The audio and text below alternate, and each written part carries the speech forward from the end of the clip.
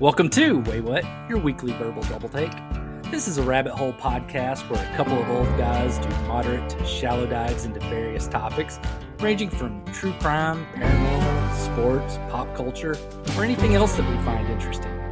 We drop episodes every Tuesday, and then on Fridays if we feel like it. You can follow us on Facebook, X, TikTok, and Instagram. We appreciate you joining us. Now that we got all this self-promotion stuff out of the way, here. Hey, yeah, you. Thanks for stumbling across us. And if you are here on purpose, welcome back to your weekly verbal double take. Why do you gotta be so creepy about it? Just the way I talk. Creepy. I'm sorry. I am Jason, and today I am leading the Flying V as I bring you another topic that made me say, wait, what? Joining me as always, shaking his tail feathers in the mirror, is Darrell. Yeah, I'll admit that one. Okay, yeah. I still remember that Halloween video you posted when you were the breathalyzer. Yeah, Violet got me to do that, and she thought it was hilarious. I thought it was got hilarious. Like almost no views, but yeah. Speaking of no views, people go to our TikTok, follow us there. We don't just do clips of the show. Sometimes we do stupid shit. So, anyways. Yeah. Well, as we get older, Darrell, there isn't much that surprises me. Been there, done that. Well, seen that before. Oh, here we go again. Yet, when something does surprise me, it makes for a perfect, wait, what? Moment. My son's girlfriend and her family took in a squirrel who somehow got injured. They took care of it for months, and they had a huge cage for it, and it was well taken care of. And I know squirrels can be a menace, just as Darrell. Yet, when you watch them or just look at them, they're pretty cute. Big fuzzy tail, cute little face. They're also very smart, as I have seen them do some amazing problem solving skills. If you look up Mark Rober on YouTube, he has some really cool videos about squirrels going through these pretty elaborate obstacle courses and solving these problems to trying to get that nut. Question. Yeah. How is it that all right, you're terrified of rats, and all squirrels are rats with fur coats? They don't look like a rat. Their tails are different. They move differently. They have a different face. It's true. It's okay. I was just asking. Yeah.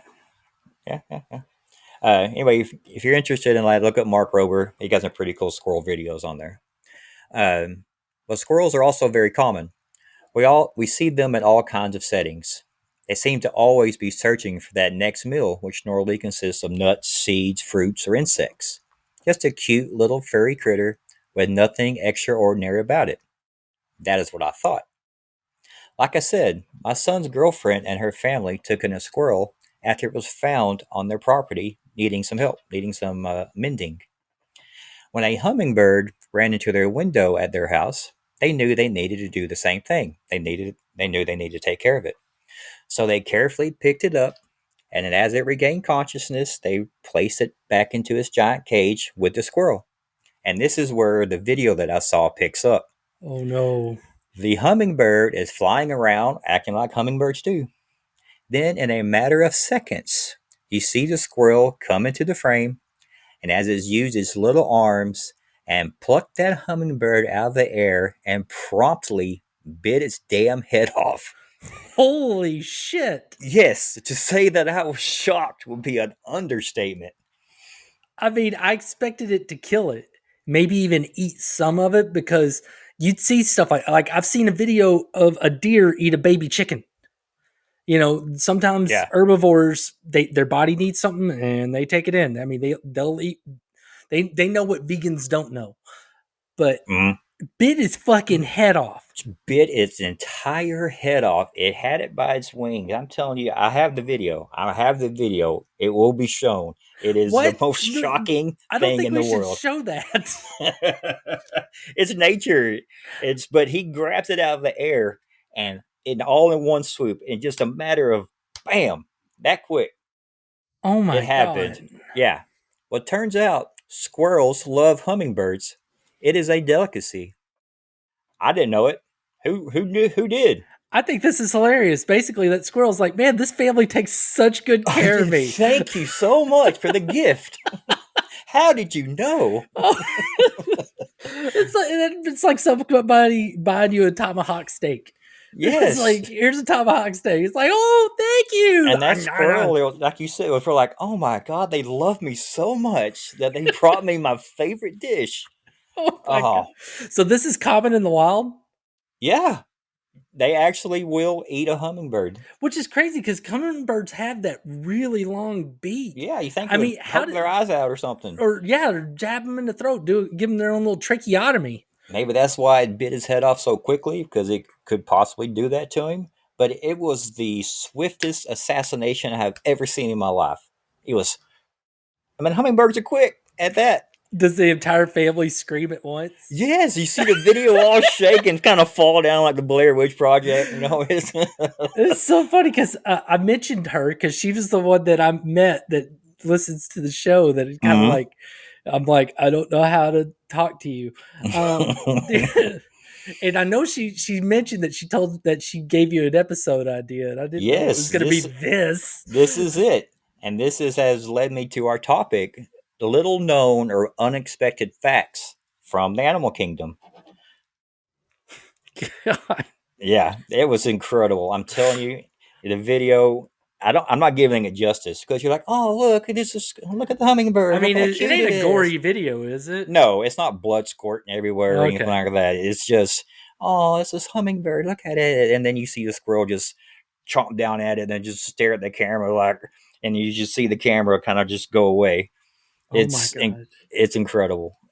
It's incredible for all the wrong reasons, and it's just surprising and it's shocking and You it's think if they know how to nurse a squirrel back to health, and they thought they could nurse a hummingbird back to health. No offense to Mhm. Preston's girlfriend and all, but you think they'd know what they eat?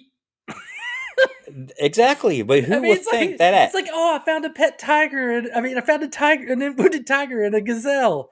I'm gonna keep them together. They'll get along But great. that's common. A tiger and a Yeah, gazelle, you know, they're going to eat each other, or I the know tigers. you're right. But the I wouldn't expect the squirrel to go all fucking Rambo like that. no, because how many times have you seen a squirrel and it's eating nuts or French fries you thrown at it, you know, at a zoo or parking lot somewhere? I'm so like I eat lunch in my car at work because I also like to take a nap. Uh-huh. And the other day I was sitting there laying back in my truck trying to fall asleep, and there's a tree, and I look up at the tree, and there's basically a squirrel sitting there just eating, watching me like I'm TV. It's like, what's, oh, what's the he going to fat do guy going next? to sleep show's on. I love this show. Go to sleep, fatty. You know. That's funny. They do look. They're looking at you sometimes. Oh, he was looking at me. Maybe it's the one you rescued from your house. I did that 2 times, thank you. And I wasn't so much as rescued them, more that I extracted them from my house. They were not supposed to be there. They were in there. I caught them. Maybe And do that I have to squirrel. tell the story?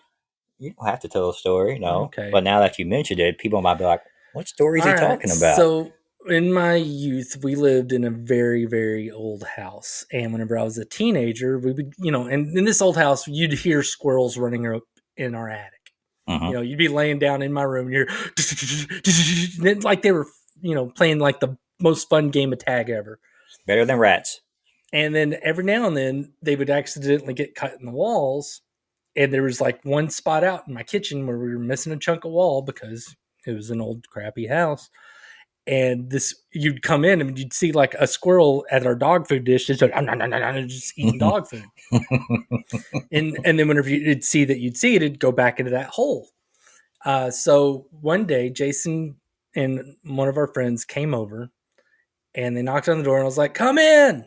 And they came in and I had basically like a Bugs Bunny trap set up where the box with the stick on it, holding the box up, and then a rope holding the stick. And you can laugh, but there's a reason that they did that. It works because I caught two squirrels having, on two separate occasions. Where as soon as that happens, I just sit there and I would scooch the box across the ground, get to the front door, probably open the door, and it was a screen door, so I could make it stay open. And I'd lift the box up, and then he'd run out into the yard. But yes, Jason got to see me sitting on the floor, holding on to my little rope, waiting to pull that stick out from under the box, and then I got stuck with the name Squirrel. Yep. After that, that was my nickname for the rest of time. Now, yeah, you still get called Squirrel. Absolutely. Yeah. I may be the only one that does it, but yeah, it's still a great nickname with a great story. Yeah, that's how nicknames are done, though. Nicknames are given to you. Yeah, it's the right way to get a nickname. Yeah, it's not just going to people and saying, "Hey, call me Spike." Yeah, call me sounds Snake. Cool. Yeah, I would be called Snake. All right, the next one is the Suriname Toad.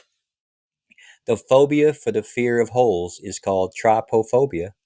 It involves an intense aversion or discomfort when seeing clusters of small holes or patterns that resemble holes. Common triggers include objects like honeycombs, lotus seed pods, sponges, Swiss cheese, and certain fruits. I know someone that has that. It's a weird phobia, but I can kind of see it, especially after learning about this damn frog. Well, yeah, I was going to say, there's a Japanese comic I can lead you to that if you have that fear, you will lose your mind. It's one of the grossest ones ever. Yeah.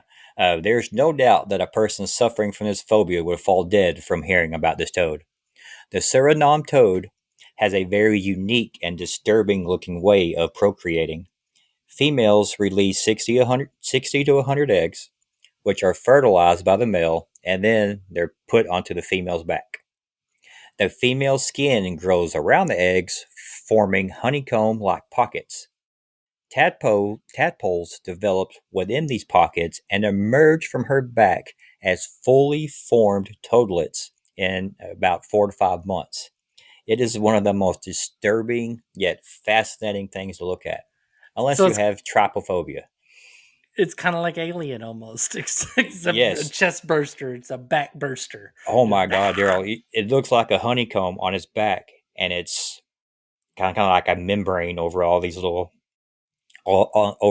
compartments, and you see toads come out of them. I take it the mother still survives that for the way that it forms around it instead. Yeah, it's like on top of its back, not within its back, but it's still very gross looking. But also, you can't take your eyes off of it. I have a feeling I don't want to watch it. It sounds like I'm going to send you the picture of it here in a little bit. Please don't. It's pretty cool. The Suriname Toad. Suriname. I know how to spell Suriname. Oh, some people may not. I may have been pronouncing it wrong. Who knows? No, you're right. It is Suriname. You got it right. All right, the next one, something else we've talked about, kangaroos. When kangaroos get mentioned, it is usually in the form of someone fighting them, even though they look like prison-hardened deer with different legs and tail.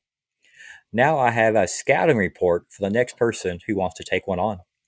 As noted, kangaroos have powerful hind legs, but due to their muscular tails and unique leg structure, they can leap great distances forward, but can't walk backwards. Their large tail helps with balance and acts like a third leg, which can help them hop forward, but not backwards. This is said to be this way because of the open terrain they inhabit. So if you want to take one on, take the kangaroo's back and go for a rear naked choke. He's got him in the choke. He's got him in the choke. I would just not get close to him because, yeah, they have powerful legs and they actually got pretty strong upper bodies as well. Mm-hmm. But they got really long claws. They do have long claws. They probably really scratch the shit out of you. But if you could put one down, then if you had to do it, that's what I'm giving you. Rear naked choke. A rear naked choke, but watch out for the tail. It'll probably slap you across the plains there. Some dumbass go get behind him's like, watch this. He goes for the rear naked choke and he's got his legs spread out and that tail's just going to go up and just smash him in the balls. Smash him up into the tree. All right, the next one is flamingos are often seen at the beginning of the zoo in a smelly enclosure or in your front yard as decorations. But be careful. Or at the hotel in Vegas. Or at the hotel in Vegas. As if you leave them in your front yard as decorations, some people may associate this as being a swinger. So be careful there. What? Regardless, you never heard that? What? No, I've never heard that. The flamingo could be a sign of people that partake in swinging, as I is the upside down pineapple. see. I've heard about like a certain painted rock or something in your drive, in your front yard. But A painted rock. yeah, it's my friend in Colorado told me because then she had a sister she was pissed off at, so she painted a rock like that and stuck it in her sister's front yard. Not That's like a when little people rock, like a show. big one. That's when two people show up. Hey, we're here for the party. Yeah, she got pissed off at her sister.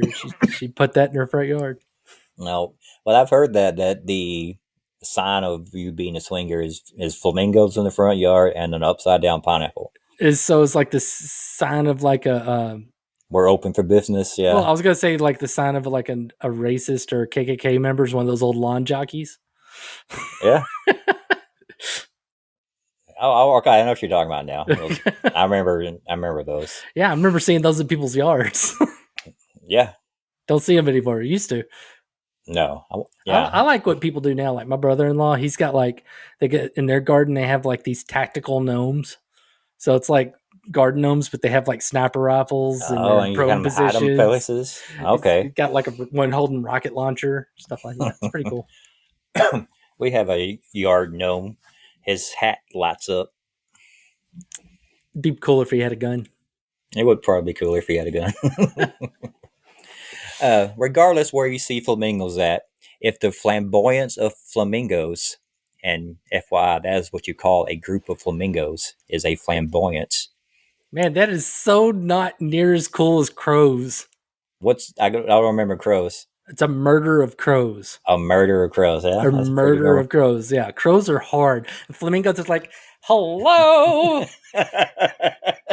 Would you like to join our flamboyant? We'd love to have you. But if You it had to just be look some, adorable. if it had to be for one animal, they picked a perfect one for it to be for. Yeah. Oh, that's pretty funny. Uh, they are usually standing on one leg, but why? Well, so glad you asked, Daryl. Basically, it is for warmth. Keeping one leg close to the body conserves heat. Not sure how smart they are, as you would think just getting out of the water would be easier. Their food is in the water. It is. And their food is why they are pink.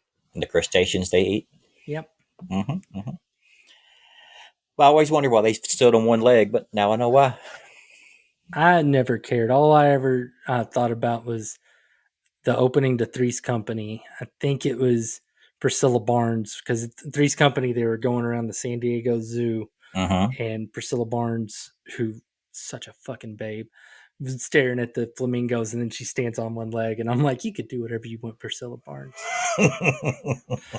You won't believe how happy I was when I got to see her boobs and mall rats. It's like, oh, this is the best thing ever. Even though they put a fake third nipple on it, it was still fun to watch.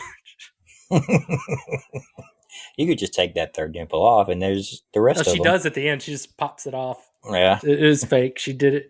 She did it so because she was a topless fortune teller, and she wanted people to pay attention to her fortunes. It's like what of just watch Mallrats. God damn it! I'm not going to give you the whole story. Go. All right. The next one is blue whales. One of the reasons many people are creeped out about the ocean is the sheer size. If you really think about it, it will really freak you out. It also has many giants lurking beneath the surface that we can't see. Once again, really creepy stuff if you sit and think about it. When I think about this, I am reminded of the scene in Castaway, in where Tom Hanks and Wilson are floating on their MacGyver-inspired raft, and a whale pops up spraying water on him. Knowing that big sucker could have easily swallowed him whole always made me shiver. I remember that scene very vividly. It's pretty damn freaky. I mean, it's so funny. It's like if you, I don't know if it was a blue whale they showed in that, but a humpback whale, like the kinds that I saw in, that will. But no, the humpback whales in like Alaska are like known to be very altruistic. Like they will rescue like sea lions and stuff. Like if a killer whale's coming after them, they'll sit there and get on their back and float on their back and let the sea lion rest on their chest so that the orca can't get to it. Huh.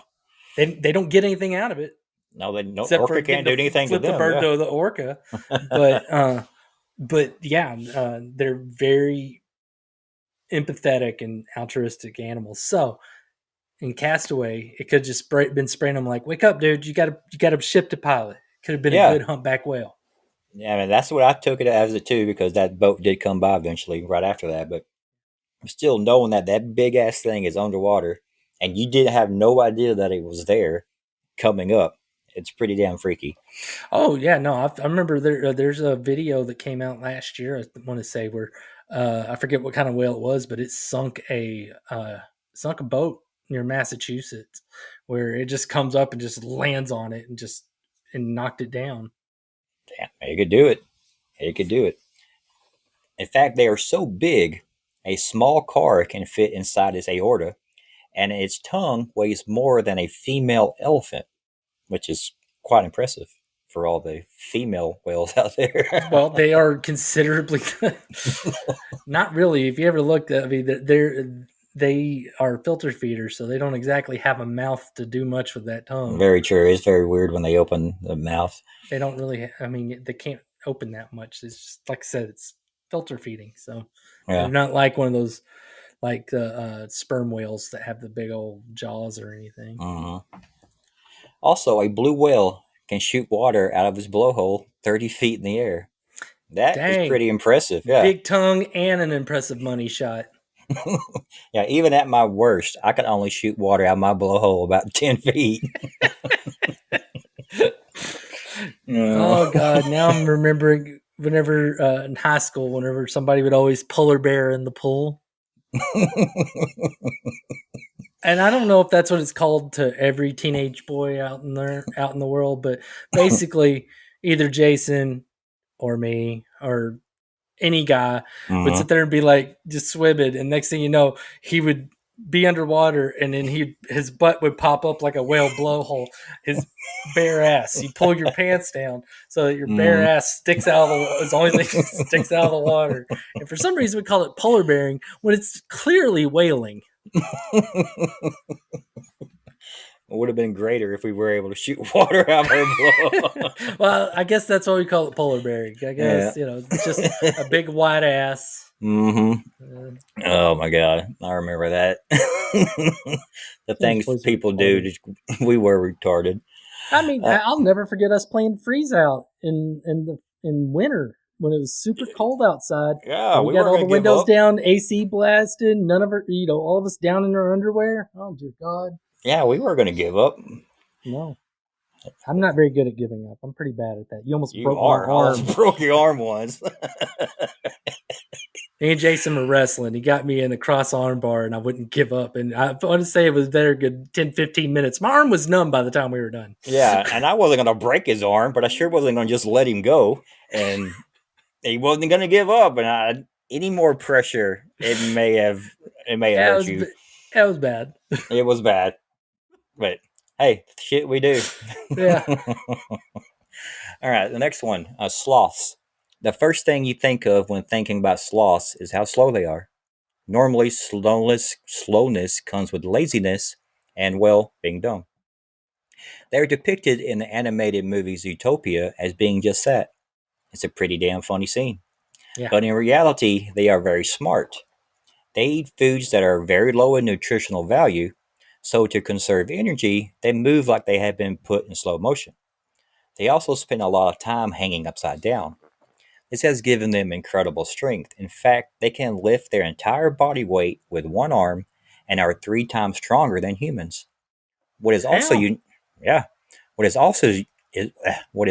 unique is their fur grows downward. So when they're hanging upside down, when it rains, the water just runs down them, keeping them somewhat dry. The fact that is mind-blowing is what they can do with their head. Sloths can turn their heads up to 270 degrees. They can do this due to an extra vertebrae in their necks. Well, I'm going to be going to Costa Rica here pretty soon. Mm-hmm. And I think, because my wife loves sloths. Mm-hmm. So does Ashley. And I think one of the things that we are doing during our Costa Rica vacation is going to a sloth sanctuary. Oh, So they're gonna give great hugs. fingers crossed that I get to hold one. I don't think they give great hugs. But just so you know, since Ashley's not the hugest fan of plane rides, and you don't Hmm. have a goddamn passport still, No, not yet. how are Mm-mm. we supposed to go anywhere international together?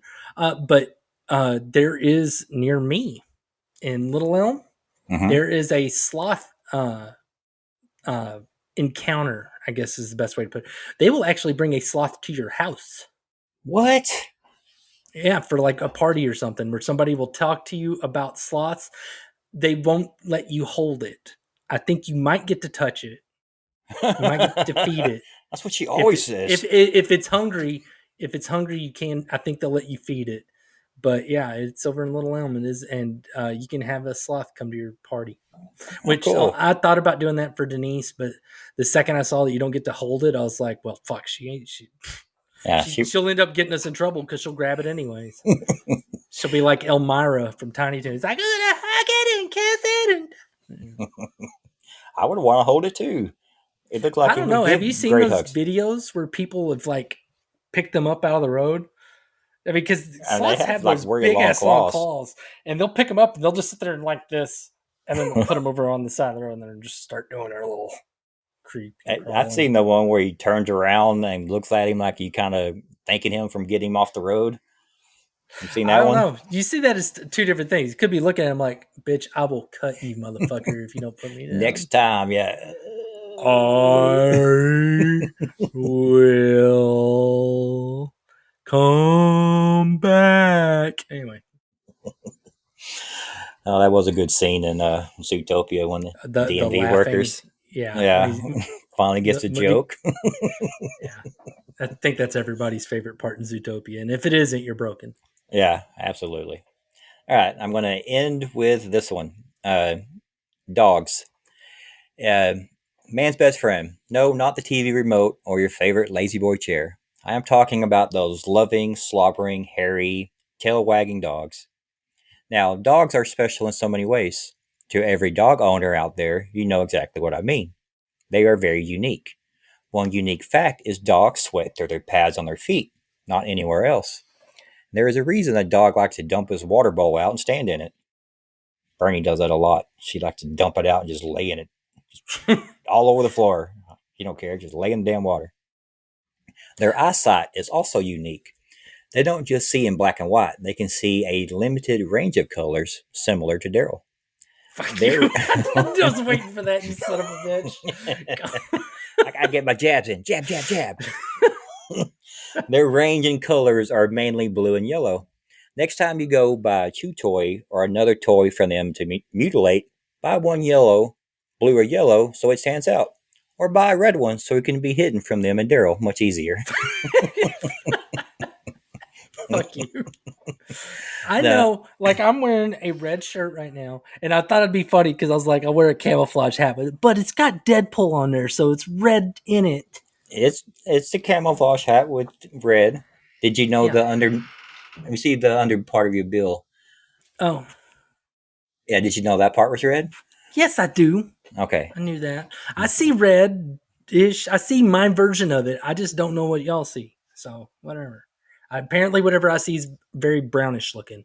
Would you ever consider doing the glasses to see what it to They fix don't work your? on me. They work. They don't work on me. Somebody bought those for me because they were, and I'm fairly certain the only reason they bought it is they were hoping to get one of those moments where I put it on. I'm like, instead I Mm. put it on. I was like, it dulled my blues. Thanks a But lot. it did. It didn't really work on me. The only thing I think will work on me is one of those retroviruses or gene therapy, and I'm not sure I want to do either of those. Do you think it was because when you have a certain eyesight, you got to get bifocals or a certain vision, whatever you No, want to call it? no. So what it is all right. In my genes, on that were passed on to me from my mom in a Mm. recessive trait. There was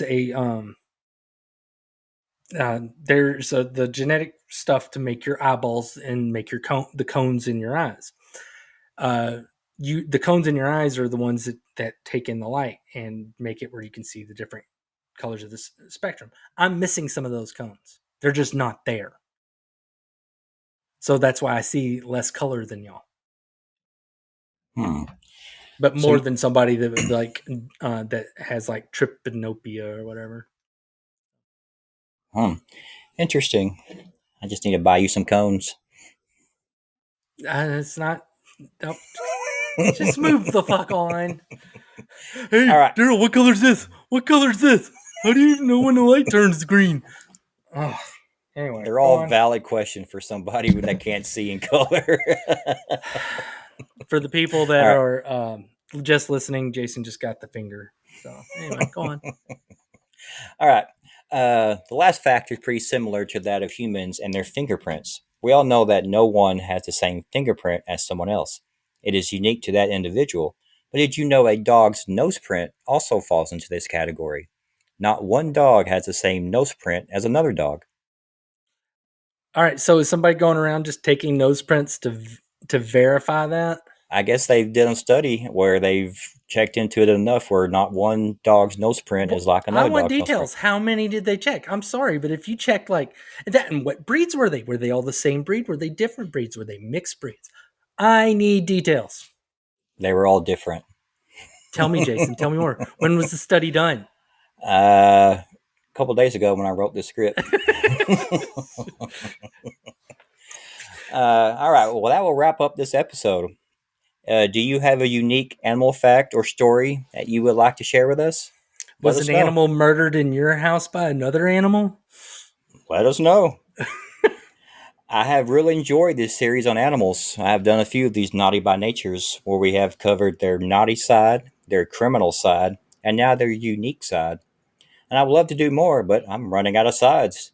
So hit us up for a suggestion.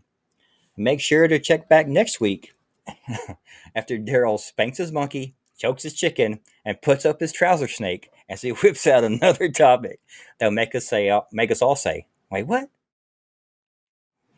Oh, okay.